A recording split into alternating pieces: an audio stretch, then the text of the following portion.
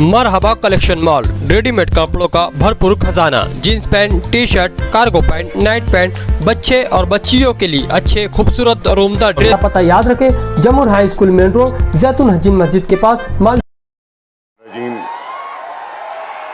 बिस्मिल्लाहिर्रहमानिर्रहीम। सैनशीन पर तशरीफ फरमा बुजुर्गान दीन, मजलिस इत्तेहादुल मुस्लिमीन के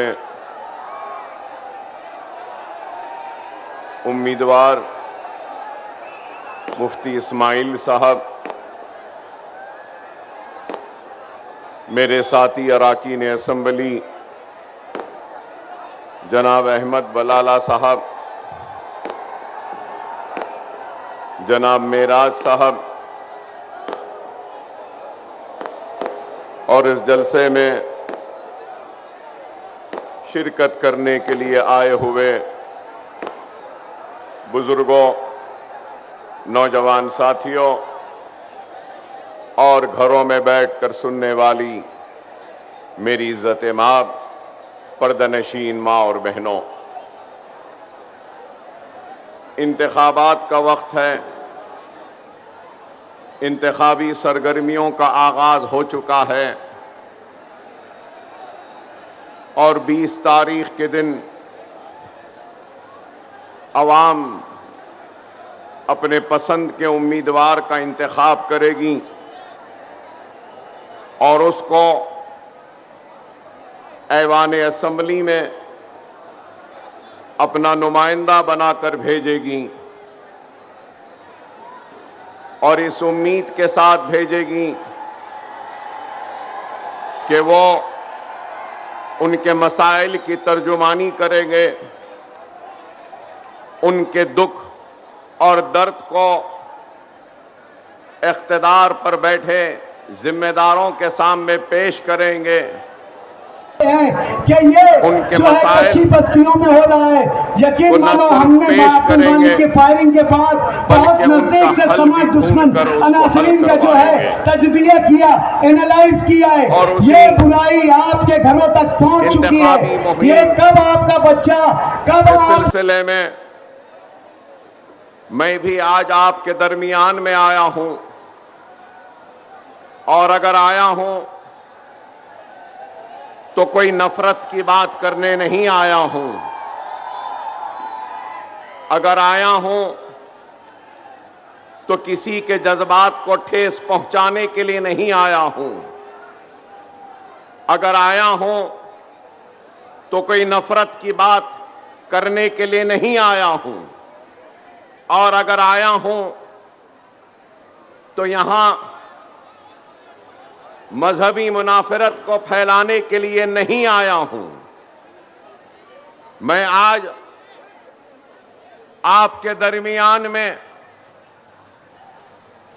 अपने दुख को लेकर आया हूं, अपने दर्द को लेकर आया हूं, अपने कर्ब को लेकर आया हूं, अपने साथ और मेरे भाइयों के साथ होने वाली नाइंसाफी को लेकर आया हूं और हिंदुस्तान की सबसे बड़ी अक़लियत मुसलमान के साथ हक तलफी जो हो रही है, उस हक तलफी वो नाइंसाफी को बयान करने के लिए आपके दरमियान में आया हूं।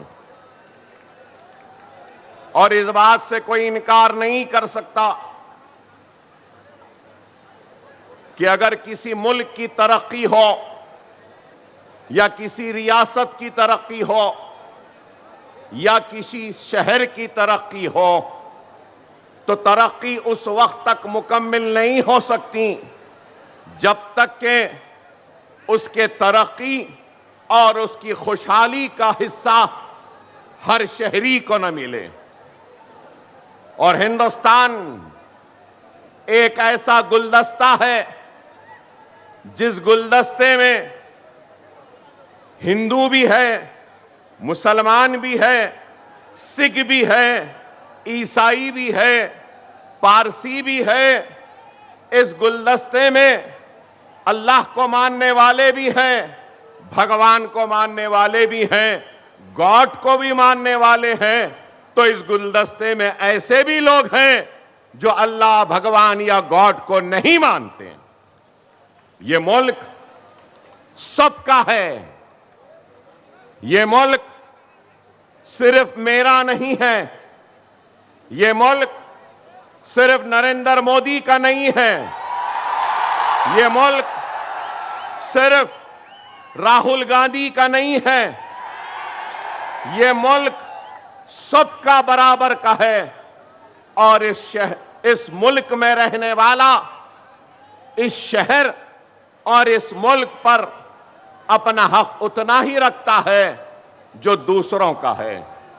लेकिन अफसोस के साथ मुझे यह कहना पड़ता है कि आज हम मुसलमानों को इस मुल्क का शहरी कम, बल्कि इस मुल्क के किराएदार की तरह देखा जा रहा है। हमको दूसरे दर्जे की शहरी की तरह देखा जा रहा है। मैं दूसरे दर्जे का शहरी नहीं हूं, मैं पहले दर्जे का शहरी हूं। मैं आज आपके सामने अगर आया हूं तो जवाब तलब करने आया हूं उन लोगों से जिन्होंने कभी नारा दिया था, सबका साथ, सबका विश्वास। तो मैं पूछना चाहता हूं कि मुझे तुमने अपने साथ से महरूम क्यों रखा? मुझे अपने विश्वास से महरूम क्यों रखा? तुमने मुझे विकास से महरूम क्यों रखा? क्या मैं इस मुल्क का शहरी नहीं? आज अगर हम आते हैं आवाम के दरमियान में तो हम ऐसे सवालात करते हैं तो हमारे ये सवालात बुरे दिखते हैं। हिंदुस्तान का गरीब शहरी, चाहे वो हिंदू हो, मुसलमान हो, सिख हो, ईसाई हो या किसी भी मजहब से ताल्लुक रखने वाला हो, वो क्या चाहता है? इत्मीनान की सांस, इत्मीनान की नींद, 3 वक्त की रोटी नहीं तो 2 वक्त की रोटी, अपने बच्चों को पढ़ाने के लिए स्कूल, खेलने के लिए मैदान और फिर आगे पढ़ने के लिए कॉलेजेस, और तालीम के बाद उस डिग्रियों के जरिए नौकरी चाहता है, खुशहाली चाहता है, तरक्की चाहता है। वही मैं भी चाहता हूं। मैं भी चाहता हूं कि मेरे घर महफूज रहे। मैं भी चाहता हूं कि मेरे बच्चों को पढ़ने के लिए स्कूल मिले। मैं भी चाहता हूं कि मेरे बच्चों को पढ़ने के लिए कॉलेजेस मिले। मैं भी चाहता हूं कि मेरे बच्चों को खेलने कूदने के लिए ग्राउंड्स मिले। मैं भी चाहता हूं कि अगर मेरे घर में मेरे बुजुर्ग बीमार हो तो इनके इलाज के लिए दवाखाने हो। मैं भी वही चाहता हूं कि जब डिग्रियां हासिल कर लूं तो मुझे नौकरियां दी जाएं। क्या ये चाहना कोई गुनाह है? क्या ये मुतालिबा करना क्या गलत है?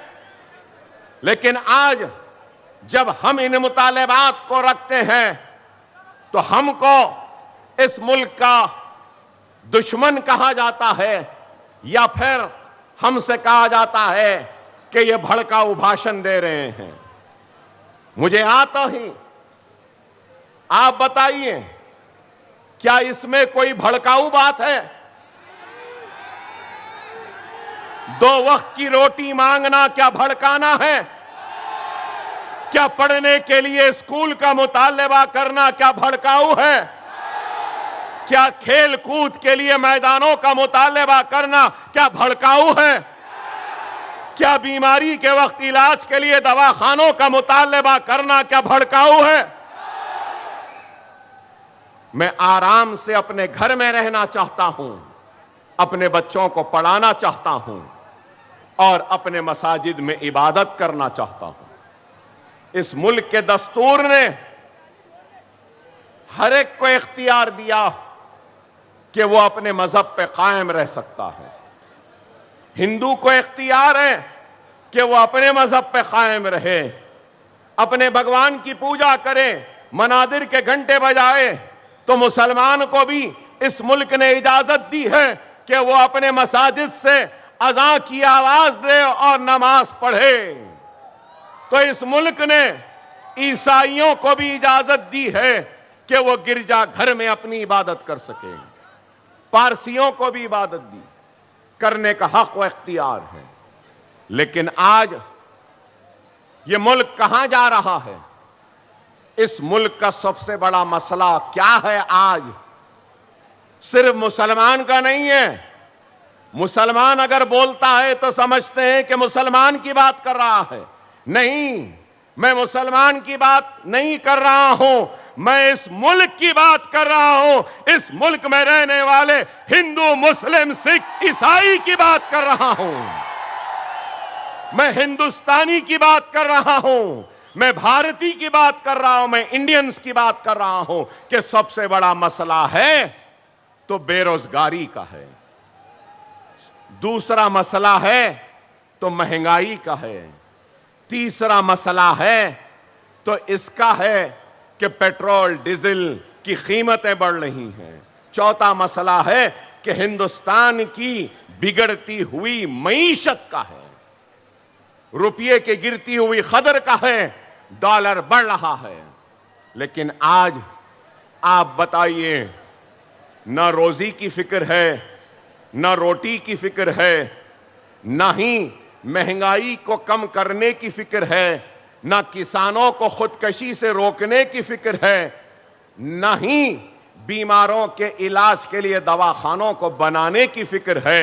अगर सिर्फ फिक्र है तो यही है कि मुल्क में एक नफरत को पैदा करो, हिंदू मुसलमान की दीवार को खड़ा कर दो और सिर्फ बात की जाए तो सिर्फ मुसलमान ऐसा, मुसलमान वैसा, मुसलमान इतने शादी करता, मुसलमान ऐसा करता। नहीं मेरे भाई, इस मुल्क का मसला मुसलमान नहीं है, इस मुल्क का मसला बेरोजगारी है, इस मुल्क का मसला गुर्बत है, इस मुल्क का मसला पानी है, इस मुल्क का मसला अनाज है। लेकिन आज सिर्फ बातें अगर होती हैं तो क्या आप बताइए, मैं पूछना चाहता हूं, जिन लोगों ने कहा था कि 15 लाख लाएंगे, क्या लाए? ब्लैक मनी का खात्मा करेंगे, क्या हुआ? क्या करप्शन का खात्मा हुआ? क्या महंगाई कम हुई? क्या रोजी मिली या रोटी मिली? लेकिन इन सारे मसाइल से तवज्जो को हटा दिया और क्या? बस मुसलमान मुसलमान। अरे ये मुसलमान, मैं मुसलमान हूं, हां हूं, मुझे नाज है, मुझे नाज है मुसलमान होने पर। मैं मुसलमान होने पर शर्मिंदा नहीं हूं, मैं मुसलमान होने पर खाइफ भी नहीं हूं, और मैं ये फख्र से कह सकता हूं कि मैं हिंदुस्तानी भी हूं और मुझे हिंदुस्तानी होने पर फख्र है। मैं इस मुल्क का वफादार था, हूं और रहूंगा। अल्लाह ना करे कि ऐसा वक्त आएगा कि मुल्क को जरूरत पड़ेगी हमारी, तो अल्लाह उसके रसूल की कसम सबसे पहले मुल्क के लिए अपनी जानों को, अपने सीनों को, गर्दनों को पेश करने वाला मुसलमान होगा, क्योंकि यह मुल्क हमारा है। हम इस मुल्क के शहरी हैं और दस्तूर ने हमको हक दिया है। लेकिन आज इस मुल्क को ये कहां ले जा रहे हैं, किधर ले जा रहे हैं आप बताइए? पार्लियामेंट में कानून आते हैं तो कौन सा कानून? तलाक सलासा। कानून आता है तो सीए, एनआरसी। अब देखिए कानून आया तो वक्फ अमेंडमेंट। अरे आप बताओ मेरे भाई, क्या हिंदुस्तान का मसला मुसलमान है? नहीं है। लेकिन फिर भी आज ये लोग सिर्फ हकीकी मसाइल पर से तवज्जो हटाने के लिए, अपनी नाकामी को छुपाने के लिए सहारा ले रहे हैं। तो सिर्फ और सिर्फ मजहब का और मुसलमानों को खाइफ कर कर, डरा कर, हिंदू भाइयों के दिलों में मुसलमानों के लिए नफरत को पैदा करने के लिए हमको इस साजिश को समझना होगा, अपने जज्बातों को काबू में रखना होगा। अगर हम जज्बात में आ जाएंगे तो याद रखो, हम दुश्मन के जाल में फंस जाएंगे। हमको चाहिए कि हम इन साजिशों को समझें और इन साजिशों का जवाब दें। हम इन साजिशों का जवाब कैसे दे सकते हैं? हम इन साजिशों का जवाब अपने इत्तेहाद के जरिए दे सकते हैं, और हम इन साजिशों का जवाब अपने नुमाइंदों के जरिए दे सकते हैं। मैं आपसे यह बात कहूंगा, हमारे ऊपर नाइंसाफियों का तो एक रिकॉर्ड है, हक तलफी का रिकॉर्ड है, जुल्म का रिकॉर्ड है। लेकिन मैं ये बात कहूंगा कि दुनिया जानती है कि मैं जोरदार तकरीर कर सकता हूं, शानदार तकरीर कर सकता हूं, आपको अल्फाज और अपने खिताबत के सैलाब में बहा सकता हूं, और इतनी जोरदार तकरीर करते जाऊंगा आपके आंखों से आंसू भी बहा सकता हूं, नारे तकबीर अल्लाहु अकबर की आवाज भी गुंजा सकता हूं, जज्बात में ला सकता हूं। लेकिन उसके बाद क्या होगा? मेरी आवाज और आपके जज्बात इन्हीं चार गलियों में या इस शहर में दम तोड़ देंगी। लेकिन यही जज्बात, यही बेबाकी और यही बयानी अगर ऐवान असेंबली में होगी या ऐवान पार्लियामेंट में होगी तो इख्तिदार न सिर्फ सुनने पे मजबूर होगा, वो आवाज जो अगर यहां गूंजेगी तो यहां दम तोड़ देगी, लेकिन असेंबली वो पार्लियामेंट में गूंजेगी तो सारे हिंदुस्तान को सुनाई देगी। नहीं सारे हिंदुस्तान बल्कि सारी दुनिया को सुनने पे मजबूर करेगी। इसलिए हमारी आवाज का ऐवानों में जाना जरूरी है, ऐवानों में पहुंचना जरूरी है। अगर हमारी आवाज ऐवान पार्लियामेंट या ऐवान असेंबली में नहीं होगी तो फिर क्या फायदा बताओ? हमारी आवाज अगर पार्लियामेंट में गूंजेगी, असेंबली में गूंजेगी, तो हम अपने मसाइल को रख सकते हैं। यही है जमहूरियत का जश्न जो आज आप और हम मनाने के लिए है। तो बड़े ही सोच के साथ, समझदारी के साथ, दूरअंदेशी के साथ हमको अपने वोट का इस्तेमाल करना होगा। आज मुसलमान हैं, सारी दुनिया में मुसलमान हैं, सारी दुनिया में हिंदू हैं, सारी दुनिया में ईसाई हैं, पारसी हैं। मगर मैं ये बात कहूंगा कि आज मुसलमान के पास दौलत है, कहीं पर पेट्रोल की दौलत है, तो कहीं पर सोने की दौलत है, तो कहीं पर गैस की दौलत है। याद रखो मेरे हिंदुस्तान के प्यारे हिंदुस्तानी मुसलमानों, तुम्हारे पास पेट्रोल और सोने वो गैस से बड़ी दौलत है, और वो दौलत तुम्हारा वोट है। इसको समझो, इसकी अहमियत को समझो, इसकी ताकत को समझो। अगर आज हम अपने वोट की अहमियत को नहीं समझेंगे और जमहूरियत का हिस्सा नहीं बनेंगे, अपने वोट का इस्तेमाल नहीं करेंगे, तो फिर हम कैसे पूछ सकते हैं कि हमारे साथ नाइंसाफी हुई? हम कैसे पूछेंगे कि हमारी हक तलफी हुई। खुदारा इस बात को समझो, हालात बड़े नाजुक हैं। आज मैं मजलिस इत्तेहादुल मुस्लिमीन के जिम्मेदार की हैसियत से आपके सामने हूं, तो मैं बताना चाहता हूं मजलिस इत्तेहादुल मुस्लिमीन क्या है।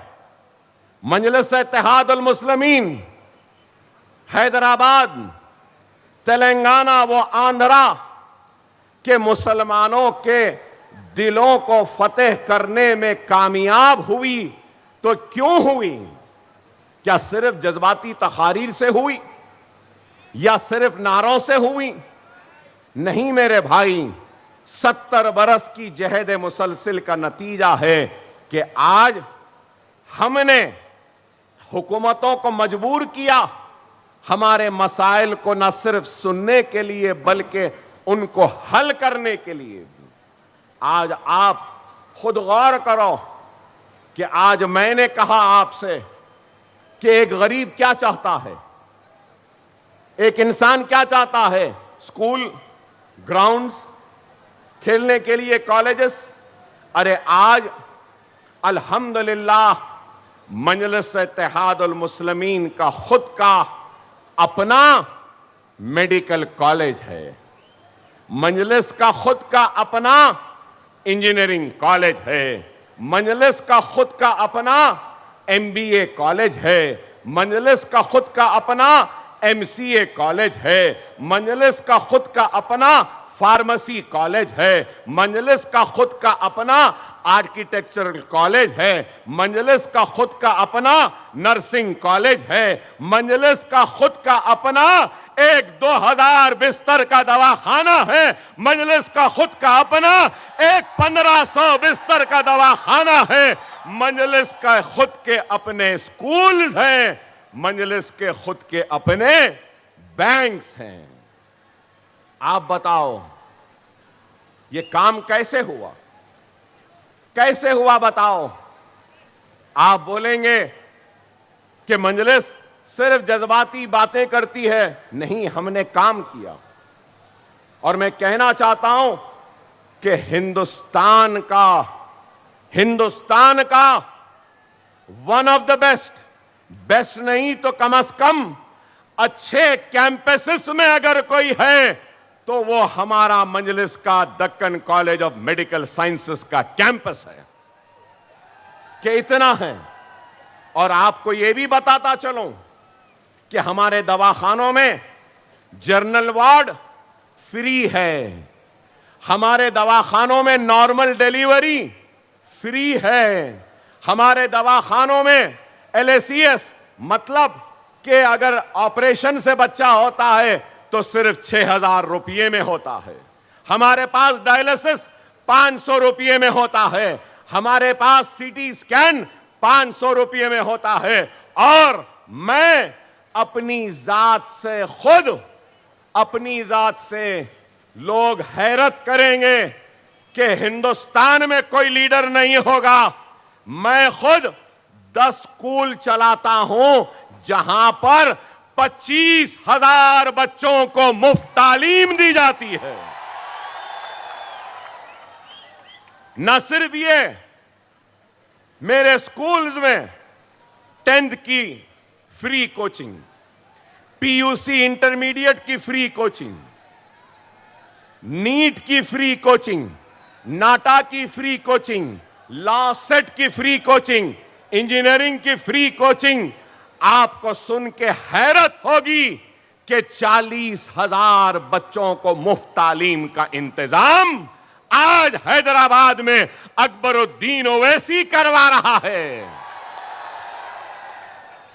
न सिर्फ ये, अब तक शहर हैदराबाद के 2.5 लाख खवातीन को हमने वोकेशनल की ट्रेनिंग दी। अगरबत्ती बनाना, मोमबत्ती बनाना, टोकरे बनाना, स्पोकन इंग्लिश, कंप्यूटर के classes, mehndi designing, beauty classes, fashion technology. अरे आप बताओ 2.5 लाख। न सिर्फ ये, बल्कि वो नौजवान जो माशी परेशानी की वजह से अपने तालीम को तर्क करता है, उसको हम ओपन स्कूल के जरिए 10th लिखाते हैं, ओपन स्कूल के जरिए 12th लिखाते हैं और ओपन यूनिवर्सिटी के जरिए हम उसको ग्रेजुएट भी बनाते हैं और उसको मास्टर्स में लेकर जाते हैं। क्या यह काम नहीं? अरे यह काम है। आप बोलेंगे कि अकबर साहब आपने तो यह काम किया और फिर रियासत में कैसा काम? आज मैं मजलिस इत्तेहादुल मुस्लिमीन का फ्लोर लीडर हूं। आपकी तवज्जो चाहता हूं यहां बैठे लोगों से। मैं जब पहली मर्तबा मजलिस का फ्लोर लीडर बना, कब? 2004 में। 2004 में जब फ्लोर लीडर बना तो माइनॉरिटीज अक़लियतों का बजट जो था वो 26 करोड़ था। कितना? 26 करोड़। और आज मैं जिस रियासत से आया हूं वहां पे माइनॉरिटीज का बजट 3000 करोड़ का है। कितना? 3000। आप बताओ, क्या यह कारनामा नहीं है? आप यहां नौजवान खड़े हैं, हमारी रियासत में कोई भी नौजवान डॉक्टर बनना चाहे, इंजीनियर बनना चाहे, लॉयर बनना चाहे, एमबीए मास्टर्स करना चाहे या एमसीए करना चाहे या जो फार्मेसी करना चाहे या आर्किटेक्चर करना चाहे, वो सिर्फ इम्तिहान को क्वालिफाई कर ले और हुकूमत उसकी पूरी फीस देती है। क्या आपको मालूम 10 साल में कितने मुसलमान बच्चों को स्कॉलरशिप मिली? क्या आप जानते हैं? आपको सुनकर हैरत होगी, तेलंगाना में मुसलमानों की आबादी कितनी है? तेलंगाना में मुसलमानों की आबादी 50 लाख है। कितनी? 50 लाख। और महाराष्ट्र में मुसलमानों की आबादी कितनी है? 1 करोड़ 44 लाख। 1 करोड़ 44 लाख महाराष्ट्र में है, हमारे पास 50 लाख। आपको सुन के हैरत होगी, 10 साल में, सिर्फ 10 साल में 28 लाख मुसलमान बच्चों की स्कॉलरशिप हुकूमत ने अदा की है। 28 लाख। गौर करो, 3000 बच्चे ओवरसीज स्कॉलरशिप के जरिए London, America, Canada, New Zealand, Australia में जाते हैं और हुकूमत उनको 20 लाख रुपया देती है। कितना? 20 लाख रुपया देती है। प्लेन का टिकट देती है, हॉस्टल की फीस देती है और सेमेस्टर की फीस देती है। मास्टर्स करने के लिए गए हैं।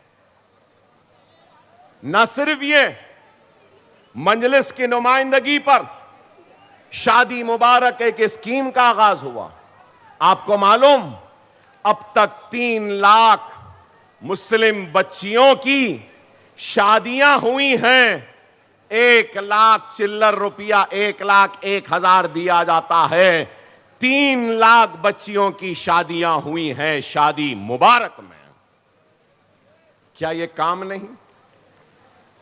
अरे हमने काम किया। अरे आज आप बताओ। और फिर मैंने आपसे कहा कि 1 करोड़ 44 लाख मुसलमानों की आबादी है महाराष्ट्र में, तेलंगाना में 50 लाख।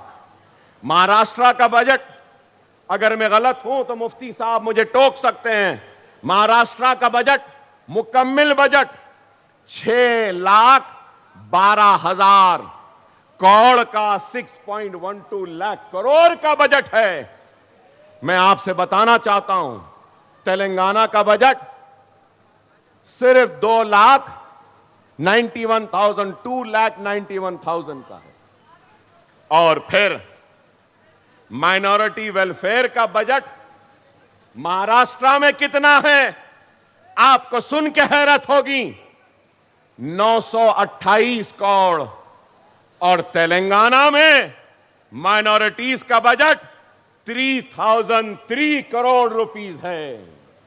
आप बताओ, 6 लाख करोड़ का बजट है, 1,000 करोड़ भी हमारा हिस्सा नहीं। तो क्या यह नाइंसाफी नहीं तो क्या इंसाफ है? आप बताओ, न सिर्फ ये पोस्ट मैट्रिक स्कॉलरशिप के लिए महाराष्ट्र में सिर्फ 120 करोड़ है।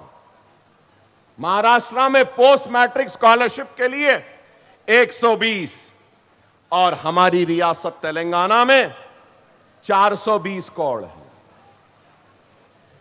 और वक्फ बोर्ड को जो ग्रांट दी जाती है महाराष्ट्र में 10 करोड़, तेलंगाना में जो ग्रांट दी जाती है वक्फ बोर्ड को वो 120 करोड़।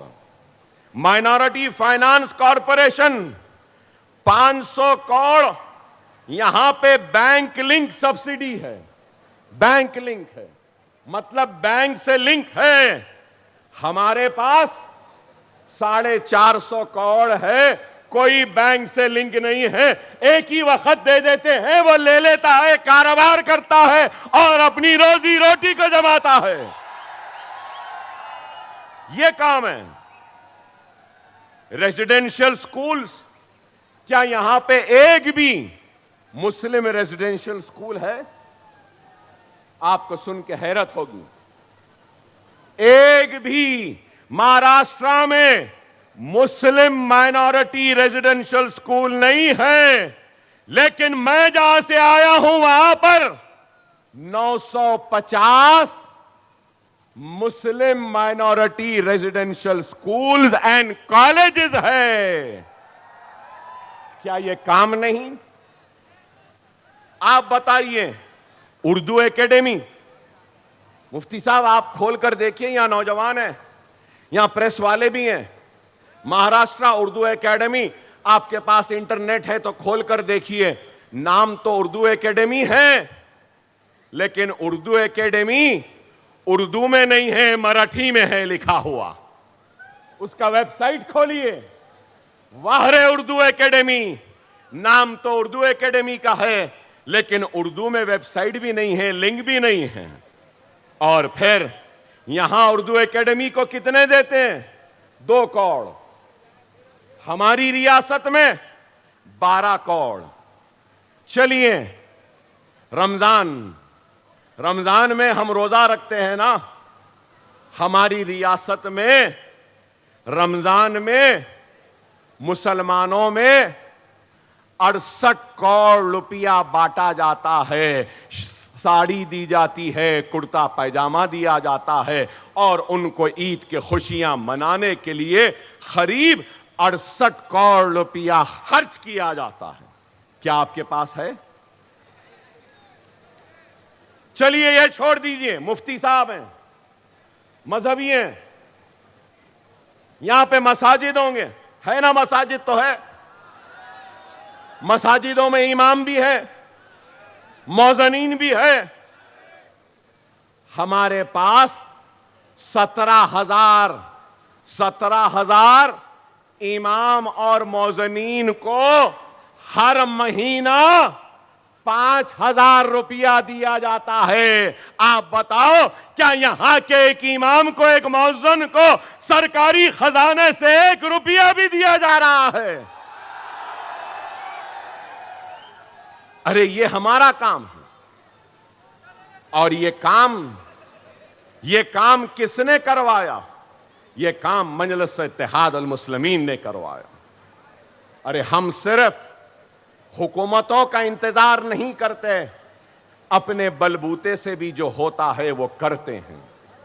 ये काम है, और हम चाहते हैं कि यही काम महाराष्ट्र में हो। तो महाराष्ट्र में हो तो अब यहां बैठे लोग बोलेंगे, अकबर साहब आप वहां पे करें ना यहां पर भी करिए। नहीं, मैं अगर आज आया हूं तो अकबरुद्दीन ओवैसी और हैदराबाद की मजलिस जैसी उस मजलिस को यहां बनाने आया हूं और अकबर ओवैसी जैसे काम करने वालों को पैदा करने के लिए आया हूं। आपका काम, आपको चाहिए, अगर इखलास होगा, नेक नियति होगी और काम करने का जज्बा होगा और तुम्हारे खिदमात में बेगर्जी अगर होगी तो जरूर यह काम यहां पर भी हो सकता है। क़यादतें आसान नहीं होती। क़यादत करना बड़ा कांटों का ताज है, आसान नहीं होता। अगर क़यादत करना है तो पहले बेगर्ज बनो, मुखलिस बनो, मोहसिन बनो, दर्द को समझने वाला बनो और गरीब की तकलीफ को समझने वाला बनो, तो जब जाकर तुम कामयाब होगे और कुछ कर सकोगे। यही है और कुछ नहीं है। और आज हमको एक ऐसी क़यादत चाहिए जो इखलास से भरी हो, जो भटके हुए नौजवानों को राह रास्त पर लाए।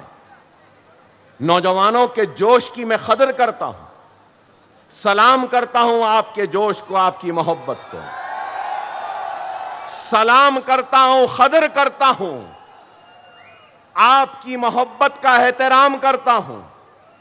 लेकिन यह बात जरूर कहूंगा कि अपने सीनों में ईमान को जिंदा रखो, ईमान को मरने न दो। दुनिया के पीछे न दौड़ो, आखिरत की फिक्र करो। यह दुनिया फानी है, यह दुनिया हसीन है, दुनिया जमील है, दुनिया खूबसूरत है, लेकिन याद रखो यह दुनिया खत्म होने वाली है।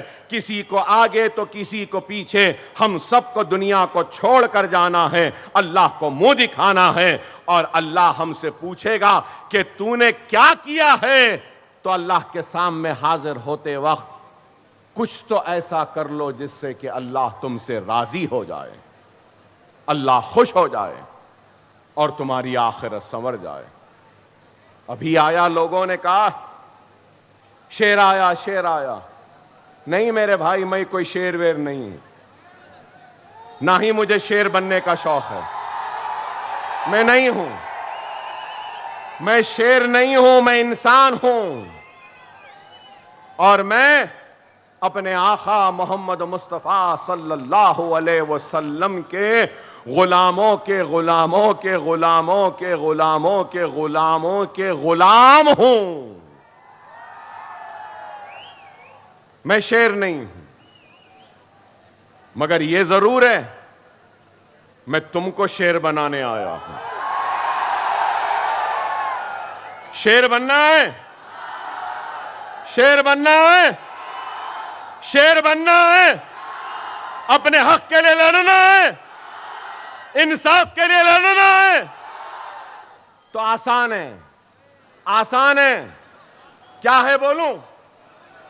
बोलूं क्या है? अमल करोगे? वादा है, वादा है, करोगे? नमाज के पाबंद बन जाओ, कुरान को पढ़ो, सुन्नत रसूलुल्लाह पे अमल करो, यतीमों के सर पर हाथ रखो, बेवाओं की मदद करो, जुल्म के खिलाफ आवाज बुलंद करो, अपने गुनाहों से तौबा करते हुए अपने रूठे हुए अल्लाह को मना लो। तुम शेर बन जाओगे और तुम शेर के सामने दुनिया की कोई ताकत तुमको कमजोर नहीं कर सकती। ये हमारे ईमान की ताकत है। खुदारा समझो, समझो इस बात को। जज्बाती तकारीर मैं नहीं करूंगा आज, मैं सिर्फ अपनी कौम को समझाने आया हूं। अपने वजूद को समझो, अपने वजूद को समझो। अगर मैंने ये सारे कौड़ा रुपये की बात कही, इतने पैसे मिल रहे हैं, हुकूमत नहीं दे रही है, ठीक है, मजलिस लड़के महाराष्ट्र में भी लेगी जैसा तेलंगाना में ली थी। आप भेजो हमारे नुमाइंदों को, हम लड़ेंगे, मजबूर करेंगे कि वो सब दें जो तेलंगाना में दिया जाता है, लेंगे। लेकिन हर कोई कहता है कि मुसलमान गरीब है।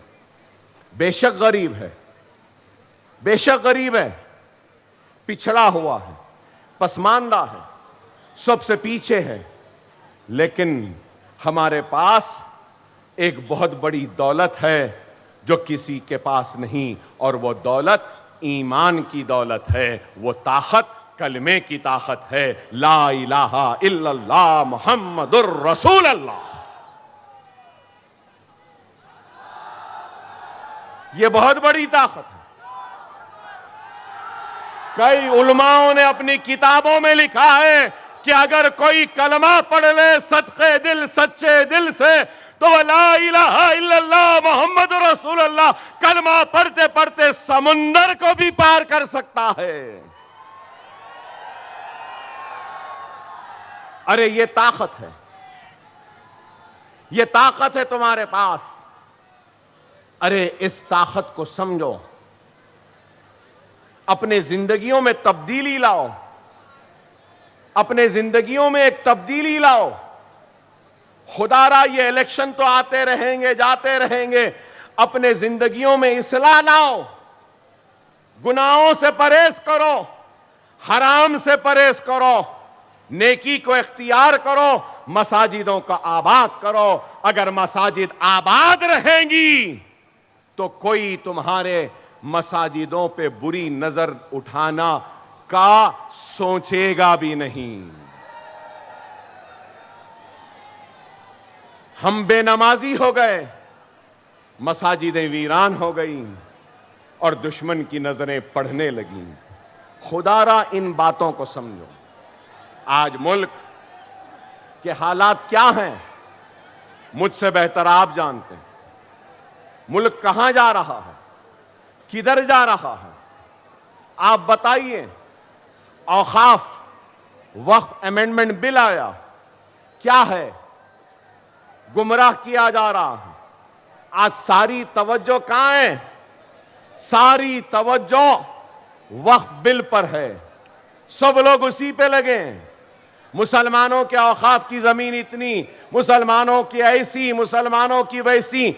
अरे हमारे वक्फ की जमीन हमारी है, हमारे आबा व अजदाद, हमारे बड़ों ने, हमारे बुजुर्गों ने वक्फ किया है, एक मकसद के लिए वक्फ किया है। तो यतीमों के लिए, यसीरों के लिए वक्फ किया है, बेवाओं के लिए वक्फ किया है, बीमारों के इलाज के लिए वक्फ किया है, तो तालीम के लिए, भाई मकासद के लिए किया है। लेकिन आज इनको फिक्र है तो वो जमीन छीनने की। आप बताइए, हमारे ईमान का एक हिस्सा है वक्फ, और आज वक्फ बिल जो आया है, उस वक्फ बिल में कहते हैं कि वक्फ बोर्ड में गैर मुस्लिम भी होगा। क्या हिंदू एंडोमेंट में क्या नॉन हिंदू होगा? अरे हिंदू को मालूम कि हिंदू की पूजा कैसे की जाती है, हिंदू को मालूम कि मनादिर में किस तरीके से पूजा होनी चाहिए, क्या करना चाहिए। वैसा ही मुसलमान को मालूम कि मस्जिद में कैसा होना है, दरगाह में कैसा होना है। आप बताओ, यहां पे ठहरे और इस मजमे में मौजूद मेरे हिंदू भाइयों से भी मैं पूछूंगा, आपके मजहब के बारे में, या मीडिया में भी हिंदू भाई होंगे, उनसे कहूंगा आपके हिंदू मजहब के बारे में आप बेहतर जानेंगे या मुसलमान बेहतर जानेगा? एक हिंदू मजहब की पूजा किस तरीके से हो, एक पुजारी बेहतर जानेगा या एक मुसलमान जानेगा? मगर आप देखो किस तरीके से आज हरासा व परेशान किया जा रहा है। क्या है, किधर है, आप को गौर और फिक्र करनी चाहिए। अब मैं आया, जैसे आते ही पुलिस वालों ने मुझे एक नोटिस दे दी, कहा कि अकबर साहब आप इस पे दस्तखत कर दें। चलिए मैं कर देता हूं कि आप शहर की पुरअमन फिजा को नहीं बिगाड़ेंगे। क्या अब तक मैंने कोई ऐसी बात कही जिससे कि शहर का अमन मुतासिर हो? ठीक है, दे दिए, ले लिया। ये कानून के मुहाफिजीन हैं, मैं कानून बनाने वाला हूं। तो कानून का एहतराम करना मेरी जिम्मेदारी, कानून का इतलाक करना इनकी जिम्मेदारी। इन्होंने इनकी जिम्मेदारी निभाई, मैं अपनी जिम्मेदारी निभा रहा हूं। लेकिन मैं ठहर कर सवाल तो कर सकता हूं ना। रसूलुल्लाह सल्लल्लाहु अलैहि वसल्लम की शान में एक शख्स ने मुसलसिल गुस्ताखी की, मुसलसिल हमारे दिलों को ठेस पहुंचाई, हमारे आका के का गुस्ताखियों का सिलसिला जारी रखा, और उस शख्स पर आज तक भी उस शख्स की ना गिरफ्तारी हुई, ना वो जेल में गया, ना उसको पुलिस पकड़ी। मगर मैं मुसलमान मालेगांव को आया तो नोटिस मिल गई। क्या ये इंसाफ है? क्या ये इंसाफ है? अरे इंसाफ का तकाजा है कि हर वो शख्स जो मजहबी मुनाफरत फैलाता है और हिंदू मुसलमान के बीच में तफरीका डालता है, उनको बांटता है, उनको लड़ाता है, हुकूमत को और पुलिस को चाहिए कि ऐसे लोगों को गिरफ्तार करे और जेल में डाल दे, ताकि हिंदू और मुसलमानों के बीच में कोई दीवार ना पैदा हो।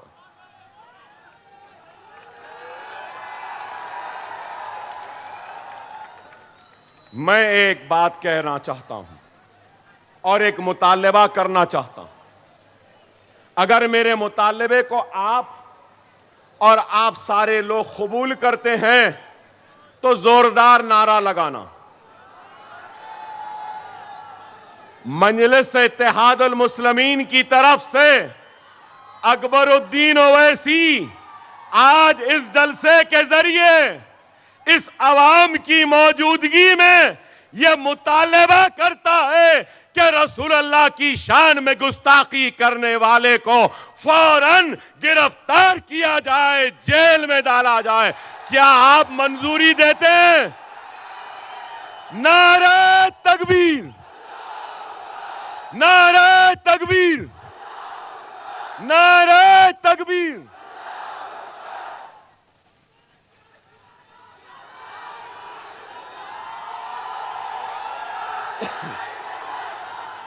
हमें यकीन है कि मुल्क का कानून जरूर रसूलुल्लाह की शान में गुस्ताखी करने वाले को पकड़ेगा। मुझे यकीन है कि जिस तरीके से ये सच्चे बहादुर जवां मर्द पुलिस वालों ने जो मुझे नोटिस दी है, यही सच्चे जवां मर्द ईमानदार पुलिस ऑफिसर अपनी ड्यूटी करेंगे और वो गुस्ताख को भी पकड़ कर लाएंगे, मुझे यकीन है। अब वक्त बताएगा, वक्त फैसला करेगा। हम जानते हैं। और फिर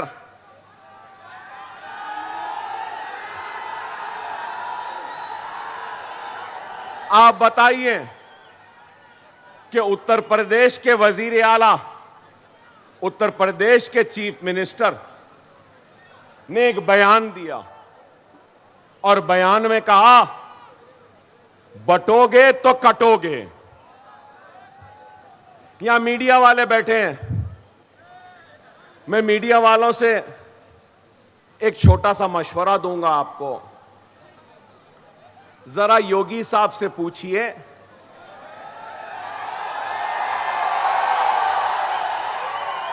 कि योगी साहब ने किसके बंटने की बात की, किसके कटने की बात की। मिस्टर योगी किससे मुखातिब हैं? बटोगे किससे कह रहे हैं? कटोगे किससे कह रहे हैं? जरा पूछो ना भाई। मैं ये समझता हूं कि अगर हिंदुस्तान में हिंदू, मुस्लिम, सिख, ईसाई, पारसी अगर बटेगा तो हमारा मुल्क कमजोर होगा। अगर हम सब एक रहेंगे, हिंदू, मुस्लिम, सिख, ईसाई, तो वो दिन दूर नहीं कि हिंदुस्तान दुनिया का सुपर पावर बन जाएगा। सही है या गलत? पता नहीं ये योगी किसके बंटने की बात कर रहे हैं, किसके कटने की बात कर रहे हैं। कटवाने की सियासत करने वाले आज बांटने और कटाने की बात कर रहे हैं। बुलडोजर की सियासत करने वाले आज ये बात कह रहे हैं। मॉब लिंचिंग, लव जिहाद के नाम पर काटने वाले ये बात कह रहे हैं। और यही लोग हैं जो मुल्क को कमजोर कर रहे हैं। आप बताइए, दाढ़ी है तो मारते हैं, सर पे टोपी है तो पीट देते हैं, चेहरे पे सुन्नत है तो ट्रेन में गोलियां मार दी गई। क्या सजा है? क्या है गुनाह? सर पे टोपी है, चेहरे पे सुन्नत है। गोश है तो नई बीफ है, कह दिए मार दिए। Mob lynching.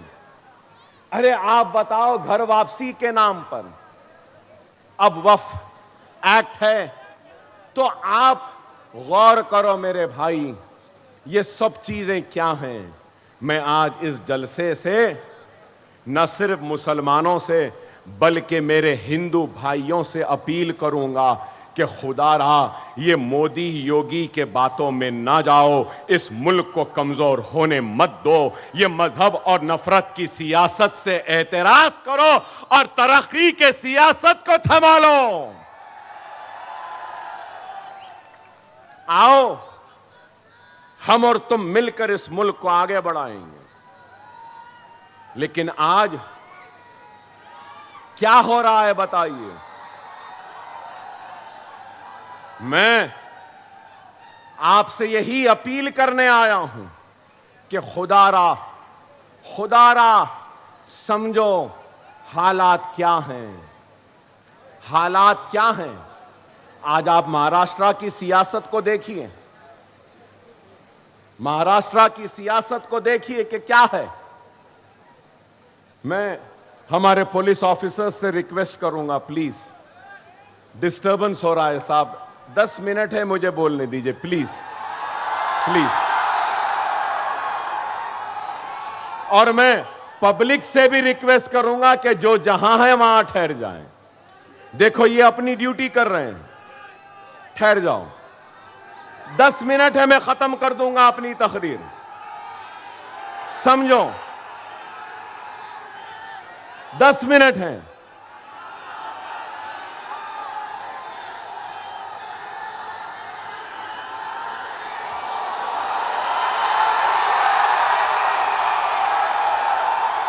मैं समझ गया आप क्या बोल रहे हैं, मैं समझ गया आप क्या कह रहे हैं। इंशाअल्लाह फिर आऊंगा और फिर उस पर भी बात करूंगा। मगर मैं आपसे यह बात कहना चाह रहा था कि आप देखिए कि कितनी पार्टियां हैं। आज से 5 बरस पहले बीजेपी थी, शिवसेना थे, दोनों मिलकर इलेक्शन लड़े। कांग्रेस थी, एनसीपी थी, समाजवादी भी थी, मजलिस भी थी। और आज एनसीपी के 2, शिवसेना के 2, और उसके बाद में कांग्रेस भी है, उसके बाद सब हैं। इलेक्शन से पहले मिस्टर मोदी और मिस्टर उद्धव ठाकरे मिलकर इलेक्शन लड़े ना।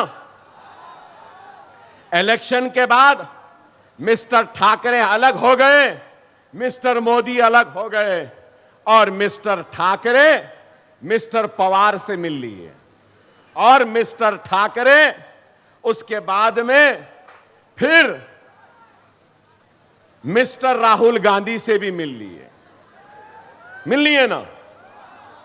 एक सियासी जमात आती है तो उसकी एक आइडियोलॉजी होती है, एक उसकी सोच होती है, फिक्र होती है। ठीक है, मैं आइडियोलॉजी से इत्तेफाक नहीं करता। किसी की हिंदुत्व की आइडियोलॉजी, किसी की सोशलिज्म की आइडियोलॉजी, किसी की सेकुलरिज्म की आइडियोलॉजी, किसी की कैपिटलिज्म की आइडियोलॉजी, क्या इस बात से कोई इनकार कर सकते हैं कि बाल ठाकरे, उद्धव ठाकरे और शिवसेना की आइडियोलॉजी हिंदुत्व की है या नहीं? मीडिया वालों से भी पूछूंगा, है ना? ठीक है भाई, वो उनकी आइडियोलॉजी है। कांग्रेस की आइडियोलॉजी क्या? सेक्युलरिज्म बोलते हैं, अंदर से तो कुछ और उनकी आइडियोलॉजी है। तो अब सवाल यह है कि हिंदुत्व आइडियोलॉजी आज सेक्युलर आइडियोलॉजी के साथ है। तो उद्धव ठाकरे ने राहुल, प्रियंका, सोनिया गांधी और मल्लिकार्जुन खड़गे और पूरे कांग्रेसियों को क्या हिंदुत्व की आइडियोलॉजी का सबक पढ़ाने में कामयाब हो गए और गांधीयों ने हिंदुत्व की आइडियोलॉजी को कबूल कर लिया कि उद्धव ठाकरे से हाथ मिला लिया? जवाब है? कोई जवाब है? नहीं है।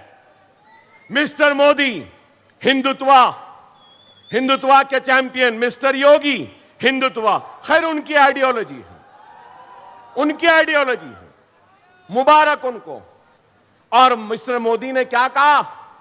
ना खाऊंगा ना खाने दूंगा, 15 लाख वापस लाऊंगा, करप्शन का खात्मा करूंगा, डिमोनेटाइजेशन। अरे वाह, क्या बातें थे मिस्टर मोदी के कि अजीत पवार शरद पवार को छोड़ दिए और करप्शन से ये मिस्टर मोदी योगी हाथ मिला लिए। गई। अब आप देखो क्या है। और फिर गारंटीज का वक्त आ गया। कोई 5 गारंटी, कोई 6 गारंटी।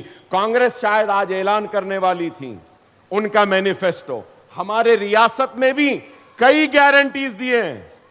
ऐसी गारंटी है कि बोलते ना वो नाना की दुकान पे मामू की फातिहा, वैसा हिसाब है। ये दे देंगे, वो दे देंगे, ये दे देंगे। बहरहाल वो गारंटियां पूरे नहीं हुए। अब ये गारंटी कौन लेगा इलेक्शन के बाद? क्या पवार ठाकरे के साथ रहेंगे या शिंदे के साथ जाएंगे?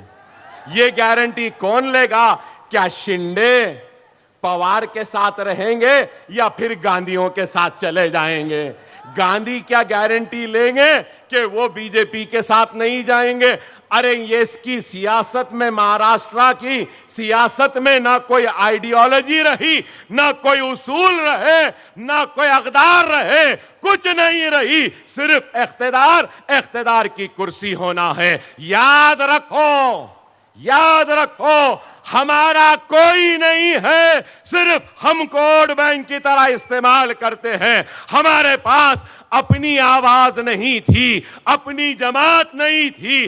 अब आपकी जमात मजलिस है, जिसकी आइडियोलॉजी है आपकी खिदमत, आपकी आवाज, आपकी इज्जत, आपका वक़ार, आपकी शरीयत की हिफाजत, आपके औकाफ की हिफाजत, आपके हक की लड़ाई लड़ना।